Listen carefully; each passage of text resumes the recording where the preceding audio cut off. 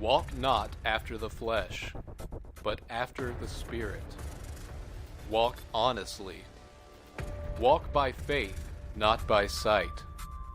Walk worthy of the vocation wherewith ye are called. Walk in love. Walk as children of light. Walk circumspectly. Walk by the same rule. Walk worthy of the Lord unto all pleasing. Walk in wisdom. Walk in the light. Walk after his commandments. Walk in truth.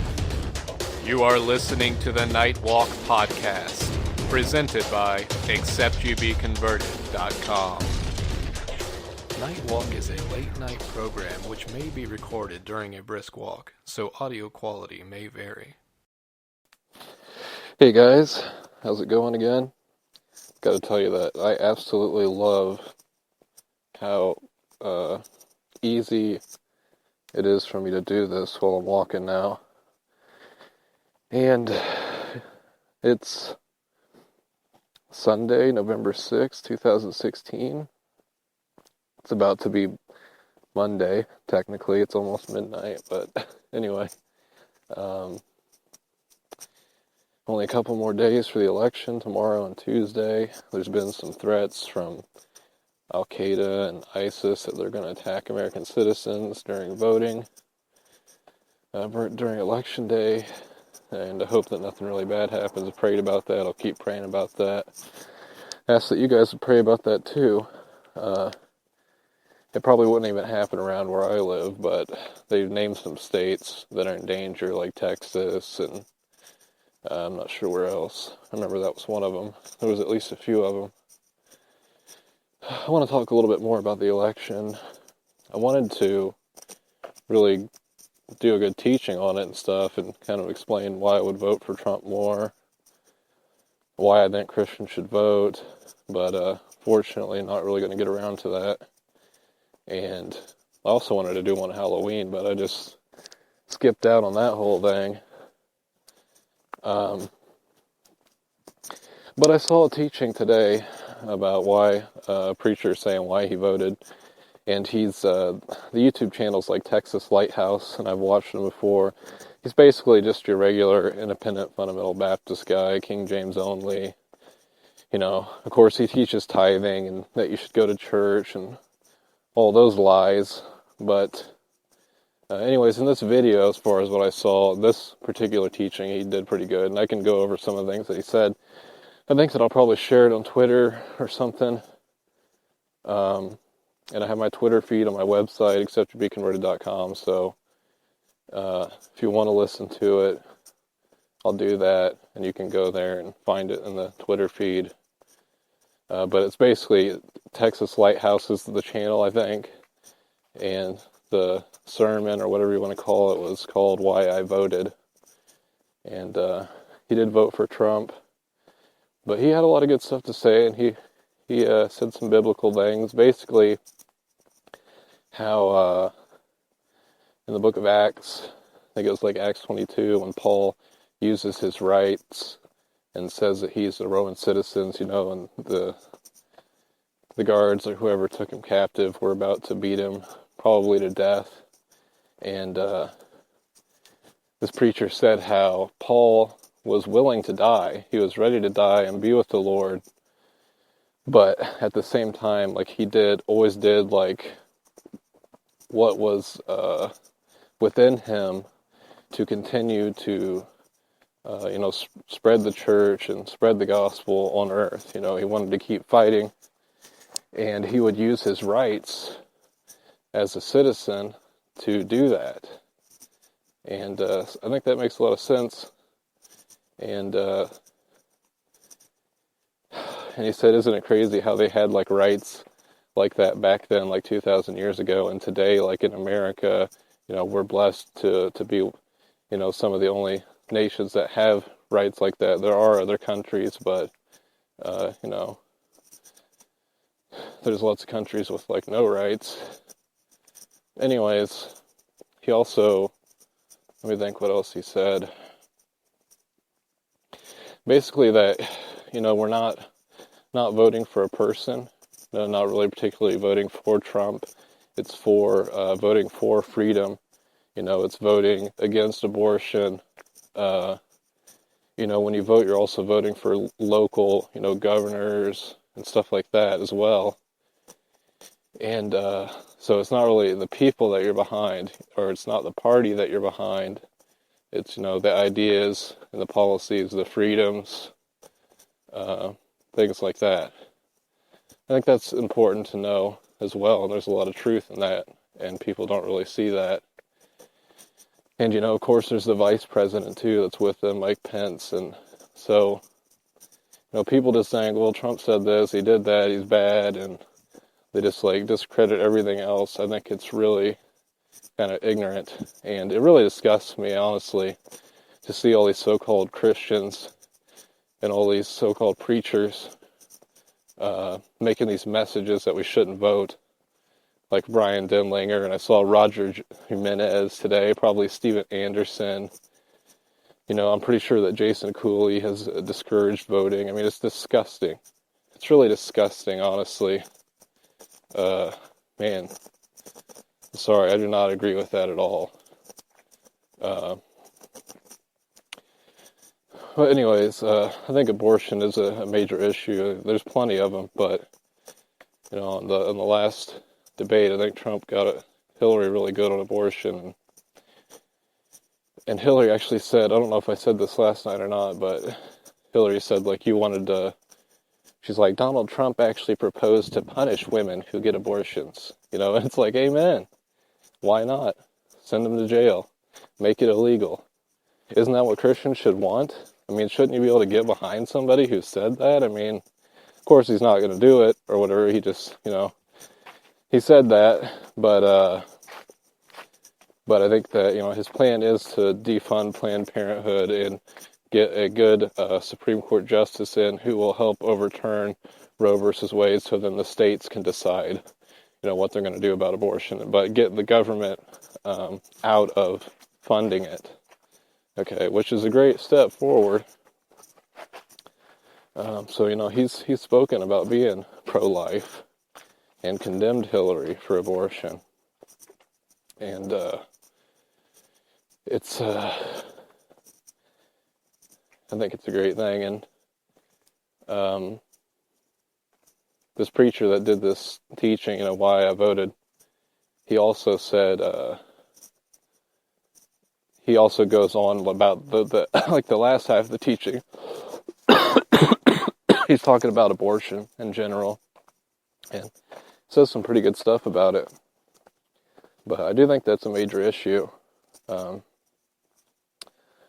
can't see why people who call themselves Christians don't want to get behind that. They'll say all day long about how America is going to be judged because of sin, because of homosexuality and gay marriage and abortion, but they have the chance to take a step forward in abortion to, make things better, and then they're against that, and then that's not good enough. I mean, basically nothing's ever good enough for these people. I think there's a lot of ignorance, a lot of self-righteousness, a lot of hypocrisy, a lot of confusion, but whatever. It doesn't matter. It's almost over. If Trump loses and Hillary wins because, a whole bunch of so-called Christians didn't vote, though, it's pretty sad because it is a tight race. And here Hillary could win, and she's completely, pro-abortion and completely anti-God, but I guess people are just willing to just let her, and she's a woman. I mean, she shouldn't even be the leader of the country. You should be able to vote against that. That was one of my main first problems with her, was that she was just a woman. And biblically, I think, we shouldn't have women leaders. We should be against that. If it's in our power to try to fight that, we should take a stand. But it's just craziness. Anyways,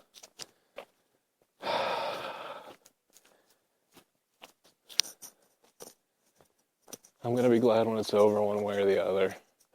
And I also don't like how there's so many Christians that they get into these verses that they completely misinterpret and stuff, and they basically take like a Calvinist stance, like God chooses who's going to be president, or, it doesn't really matter, we shouldn't vote because like things are predetermined or whatever. That's a bunch of hogwash too. And these are the same people that preach against Calvinists. They don't even know what they're teaching. They don't even understand it.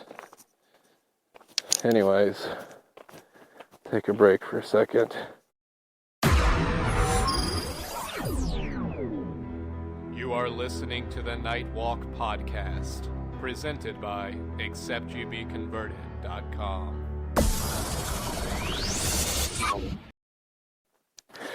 Alright, so I made a few videos today on this Bible Flockbox guy that I just came across, and the sister told me about him. Doesn't really follow him or anything, we just mentioned him. And I guess he's a Seventh-day Adventist. Brother told me that. And I saw that he's denying that hell is eternal. And I'm thinking about doing a series refuting this teaching that he did, like 10 things that people will get confused about hell or whatever. And he does his videos where, he's like reading off a teleprompter or something, which isn't a problem, but I mean, he goes to like point to point, so that's really good. That's really easy for me to refute. Okay, like he says a verse and says this is what it means, says another verse says this is what it means, and it's really easy for me to get those clips and then say, that's not what it means, and straighten it out. And I think it's really important to know that hell is eternal, and that we make people aware of that, just like Jesus did, over and over again. Everybody says he preached more about hell than he did about heaven, or maybe more about hell than more about anything. I don't know. But anyways, I've already kind of got a video started for that. I hope that I'll continue with it, but if not, oh well. That happens. Pick it up eventually sometime. But I do need to get into refuting doctrines like that. It's like some basic stuff. Anyway. Well, I actually really don't want to say much more right now. I'm feeling kind of unmotivated. Kind of exhausted from walking already. It's sitting down now. I really just want to get to working on this Bible Flockbox video that I've already started. So, I think that's what I'm going to do. So, tonight was just another rant about voting, and we'll see. I know I'm not going to start work tomorrow. Any day after that I could. And if I'm not working by Wednesday, or if I work late Wednesday, then I hope to see Michael in jail, and hopefully give him another book and talk to him, hopefully see him actually.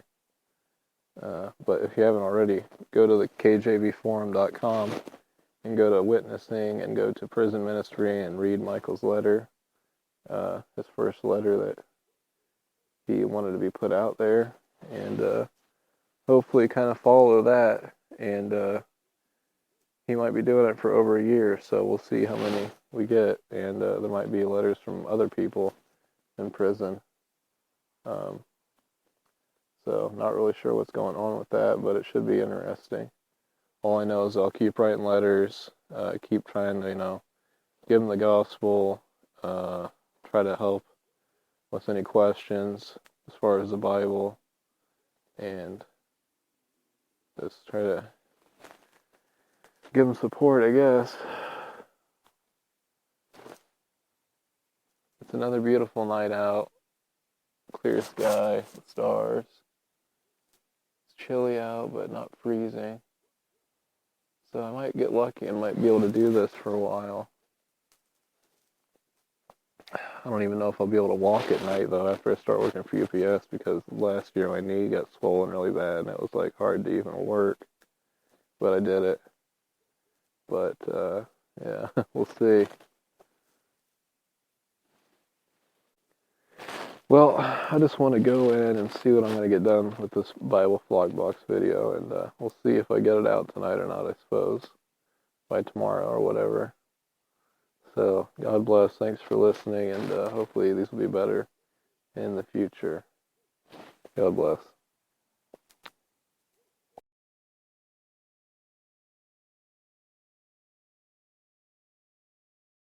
Thank you for listening to the Night Walk podcast, which is available on acceptgbconverted.com and can also be found on Spreaker, SoundCloud, and YouTube.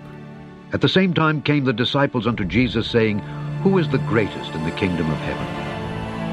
And Jesus called a little child unto him, and set him in the midst of them, and said, Verily I say unto you, except ye be converted, and become as little children, ye shall not enter into the kingdom of heaven.